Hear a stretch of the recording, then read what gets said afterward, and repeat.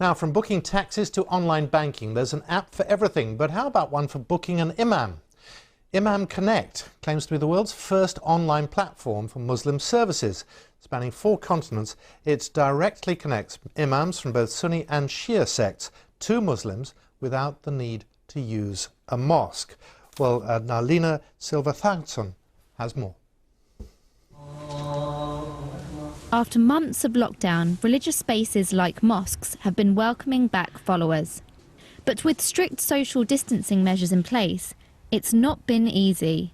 25-year-old Zakia needed grief counselling after her child died.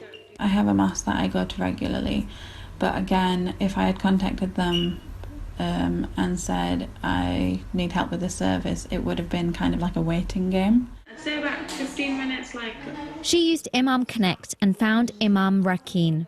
He's one of the nearly 80 imams and Muslim scholars from around the world who are vetted and put on the platform, offering services from Islamic will-making, officiating weddings to Quran classes in person or online. Users can then rate them. So with the Imam Rakeen, we booked it almost the same day, so it was just instant, like there's no waiting. Nearly half of the UK's 2.7 million Muslims are under the age of 24. But even before lockdown, fewer of them were going to the mosque or masjid regularly. With religious leaders grappling with how to engage young Muslims with the faith, ImamConnect sees the future of Islam online, even if it could mean cutting out the mosque. I think mosques are often run by an earlier generation of people and unable to outreach effectively. Some mosques have issues with governance that put people off. With our busy kind of consumer lifestyles also, I think people are just drifting out. They just don't have the time to go to the mosque regularly, but they still want to feel a connection to their religion. For some, the key to keeping young Muslims engaged with their faith is not by cutting out the mosque or bypassing it. It's about updating it for the next generation. As you can see behind me, we have our Project Rebuild. 29-year-old Imam Ibrahim Surti is from the Nur al-Islam Mosque in East London and is involved in its £12 million renovation project.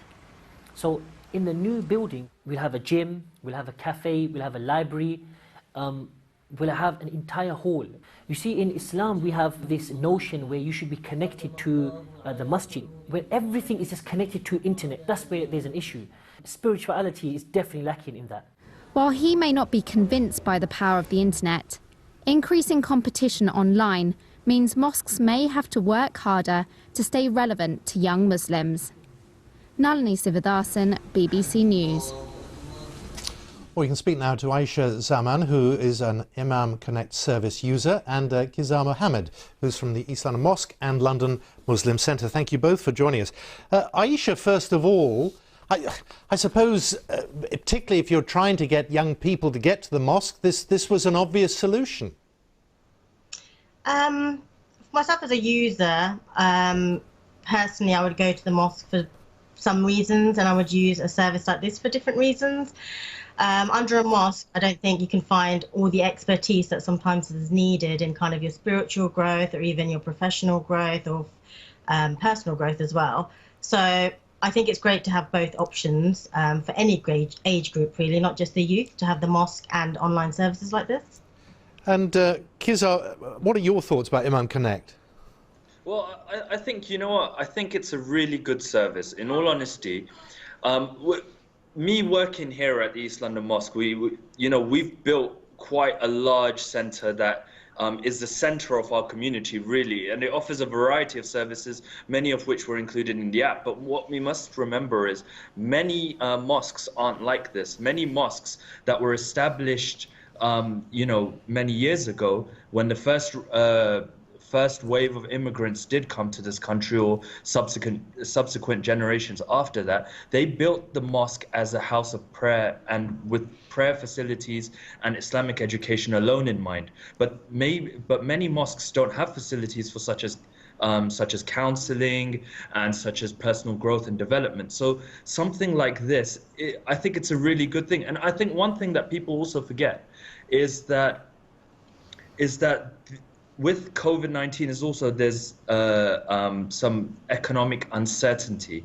This does provide imams and people who work in this sector and use the app to advertise their services a way of gaining side income.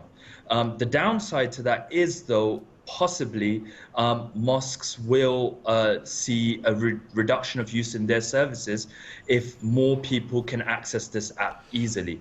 But that's not a definite to say for case. You know, there is a high possibility that mosques can benefit by advertising their services on their app too. So I think it's a really good thing because it, you know, increases accessibility. Aisha, what about that point that perhaps this will, and inadvertently, mean that fewer people will go to the mosque in future?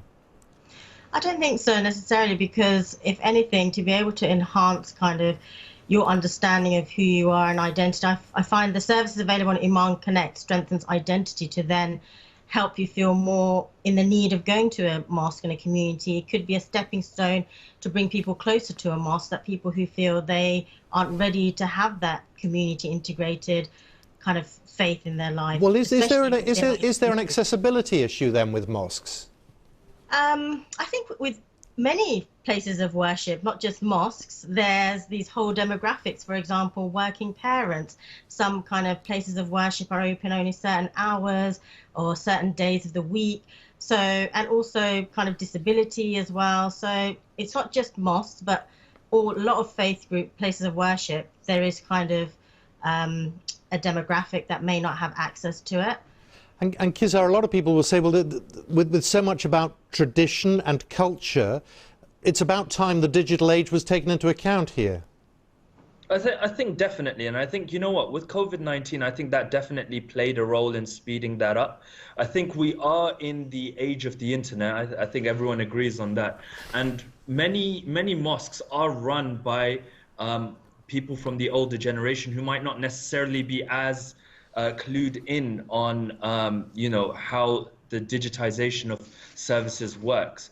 What people forget is not all Muslims will live next to a mosque. Many Muslims live in areas, especially, you know, in the United States and other countries, where there's not a local mosque about where they can access these services. So by digitizing them, increasing accessibility, I think it's a really good thing. Okay, well, it's really good to talk to you both, Kizar Mohammed and Aisha Zaman. Thank you so much for your time this afternoon. Thank you. Thank you very much.